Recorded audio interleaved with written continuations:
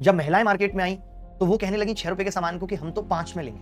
मैं आज महिलाओं की परिभाषा बता देता हूं। महिलाओं के लिए सबसे सुखद होता है, चाहे कोई महिला राष्ट्रपति क्यों ना बन जाए, चाहे कोई महिला लोकसभा स्पीकर सुमित्रा महाजन क्यों ना बन जाए, कुछ भी बन जाए, लेकिन उसको सबसे ज्यादा सुकून और सबसे ज्यादा खुशी जो मिलती है जीवन में, वो 7.5 रुपए किलो के टमाटर जब वो 5 रुपए किलो में लेकर आती है तो उससे सबसे ज्यादा खुशी मिलती है।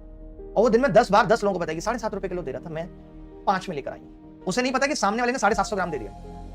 मैं एक बार जा रहा था, मैंने देखा एक ठेली वाला चिल्ला रहा है, केले बेच रहा है 10 के 12, 10 के 12। एक आंटी आई, कहने लगी भैया कुछ कम कर दो। बोले आप 10 ले जाओ। बोले भैया ठीक है। उसने 10 के 10 ले गए। उनको बस उनको सेटिस्फेक्शन मिलता है कि कुछ कम कर दो, चाहे सामान कम कर दो, चाहे प्राइस कम कर दो। तब ये मार्क प्राइस का कॉन्सेप्ट आया, जब लोगों को पहले ही पता लग गया कि ये जो सामने से महिला आ रही है, ये 6 रुपए वाला सामान 5 में लेके जाएगी, मेरा 1 रुपया कम कराएगी, तो उसने पहले से ही उसको 1 रुपया ज्यादा मार्क कर दिया, 7 रुपए कर दिया, ताकि 1 रुपया कम भी हो जाए तो उसे फर्क ना पड़े। और आज ये चल रहा है। यही सब मार्केट है बाद में सरोजनी नगर और तुराब मार्केट कहलाई, जहां पे आप देखोगे कि सिर्फ महिलाएं महिलाएं आपको देखती हैं। तो प्रॉफिट लॉस का फंडा क्या है, क्या क्या हमें प्रॉफिट लॉस में सीखना है, क्या क्या टर्मिनोलॉजी हमें पता होनी चाहिए। एक वस्तु लाइक ये मोबाइल है, एक आईफोन, ये मोबाइल मान लेते हैं, मैं जैसा पढ़ रहा था 39,000 रुपए में बनके तैयार होता है, ये इसकी कॉस्ट प्राइस है। इस कॉस्ट प्राइस के अंदर सब कुछ आ जाएगा, कितना रॉ मटेरियल लगा है, कितनी सर्वर कॉस्ट लगी है, कितनी मैन्युफैक्चरिंग एक्सपेंसेस है। मैंने फाइनल प्राइस निकाल लिया, कॉस्ट प्राइस, लागत इसको बनाने में 39 की आई है, लेकिन ये मोबाइल आपको बाहर 150 के यानी 1.5 लाख में मिल रहा है। तो मैं कहूंगा कि मुझे प्रॉफिट हो रहा है। प्रॉफिट का मतलब क्या है, इतना ज्यादा बढ़ जाता है प्राइस, सोचिए मुझे 111 के का प्रॉफिट हो रहा है।